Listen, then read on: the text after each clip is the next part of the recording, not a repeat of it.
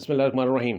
हम मौजूद हैं कौमी असम्बली में और यहाँ स्पीकर और डिप्टी स्पीकर के लिए पोलिंग का अमल जो है वो जारी है। पहले स्पीकर के लिए इलेक्शन के लिए पोलिंग होगी और उसका जो नतीजा आएगा उसके नतीजे में जो स्पीकर नौ मुंतखब होंगे वो राजा पर चार्ज लेंगे और फिर वो स्पीकर की कुर्सी संभालेंगे और फिर वो उनकी निगरानी में डिप्टी स्पीकर का इलेक्शन होगा। तो इस वक्त पोलिंग का अमल जारी है।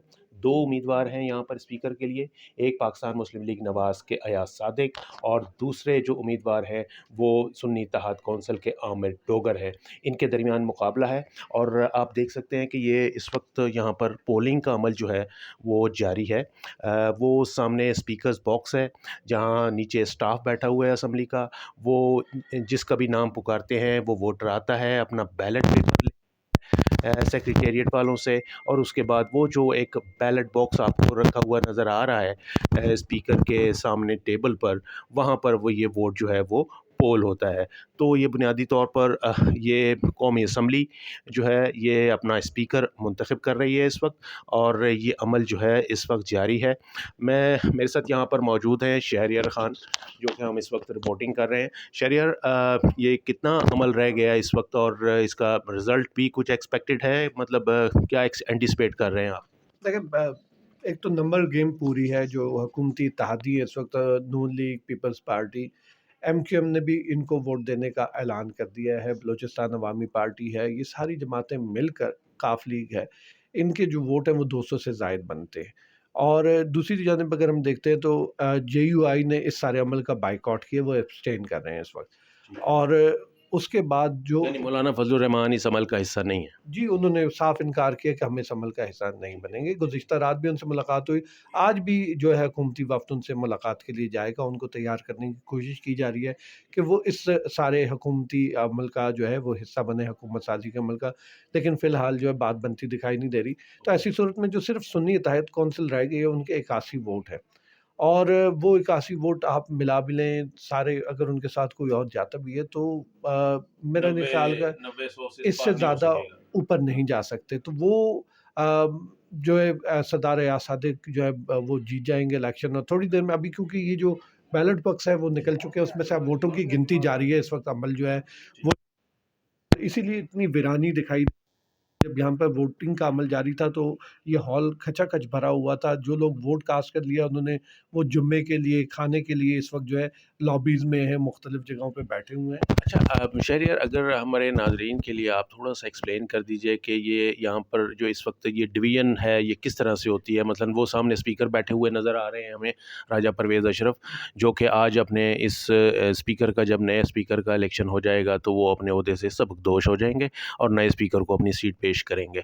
तो और उसके अलावा आप बताइए कि ये यहाँ हाउस में क्या डिवीज़न किस तरीके से होती है? देखिए, बिल्कुल स्पीकर के नीचे जो आपको बैठे हुए लोग नज़र आ रहे हैं, इसमें ये secretary assembly, additional secretary assembly और जो यहाँ पे एक स्पेशल सेक्रेटरी हैं लेजिस्लेशन के, मुश्ताक साहब, वो भी बैठे हुए हैं। ठीक है। जो स्पीकर की बाएं जानिब कहलाती है अपोजिशन बेंचेस, और ये जो दाएं और उसका जो अपोजिशन लीडर जो मुंतखब होता है, वो जो स्पीकर के बिल्कुल सामने जो जगह नज़र आ रही है, जहाँ इस वक्त अली मोहम्मद खान बैठे हुए हैं और उनके साथ जो है दीगर जो सरदार लतीफ़ खोसा बैठे हुए हैं, ये लोग यहाँ पर बैठे हुए हैं, ये है अपोजिशन के बेंचेस।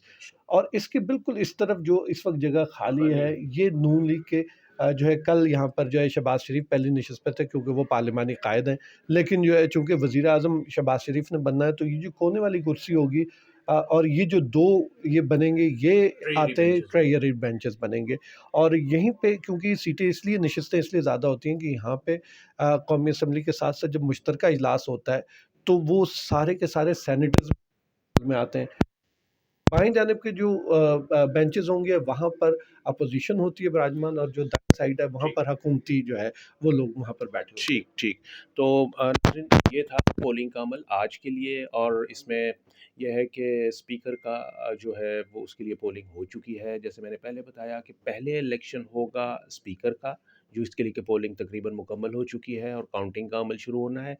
اور اس کے بعد پھر جو نتیجہ آئے گا اس رزلٹ کے مطابق جو اسپیکر منتخب ہوں گے نو منتخب، وہ پھر راجہ پرویز اشرف ان کو اپنی سیٹ پیش کریں گے، وہ پھر نئے اسپیکر کے طور پہ اپنا حلف لیں گے، اور پھر ایوان جو ہے وہ ان کے حوالے ہوگا، وہ کسٹوڈین ہوں گے نیشنل اسمبلی کے، اور پھر وہ اپنی نگرانی میں ڈپٹی اسپیکر کا الیکشن جو ہے وہ کروائیں گے، اور اسی طریقے سے یہ معاملہ آگے چلے گا۔ پرسوں کے لیے قائد ایوان کا شیڈول جو ہے وہ جاری ہو چکا ہے، یعنی وزیر اعظم کا الیکشن ہوگا اسی جگہ، اسی فلور پہ اور اسی ایوان میں، اور اس کا جو طریقہ کار ہے وہ ووٹنگ کے ذریعے نہیں ہوتا، وہ ڈویژن آف ہاؤس کے ذریعے ہوگا، یعنی دو امیدواروں کے لیے ایک ہاؤس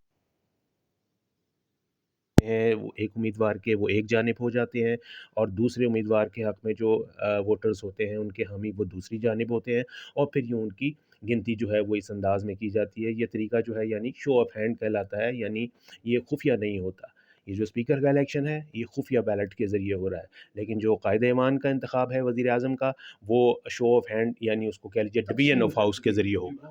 آئز اور نوز کی سائڈ پہ جو ہیں وہ ممبرس چلے جاتے ہیں اور وہاں پر ان کی گنتی ہوتی ہے، اور اس طرح جو ہے وہ پتہ لگتا ہے کہ کس نے کتنے ووٹ لیے۔ تو ناظرین یہ جو ہے سمجھ لیجیے کہ ایکسکلوزیو مناظر ہیں جو ہم نے آپ کو دکھائے، اور یہ ایوان سے متعلق جو جتنا بھی یہاں پر طریقہ کار ہوتا ہے ایوان چلنے کا وہ ہم نے آپ کو دکھایا۔ جو اس سے نیکسٹ جو الیکشن ہوگا قائد ایوان کا، اس کے لیے بھی آپ کو ہم بالکل مطلع رکھیں گے اور فرسٹ ہینڈ انفارمیشن دیں گے۔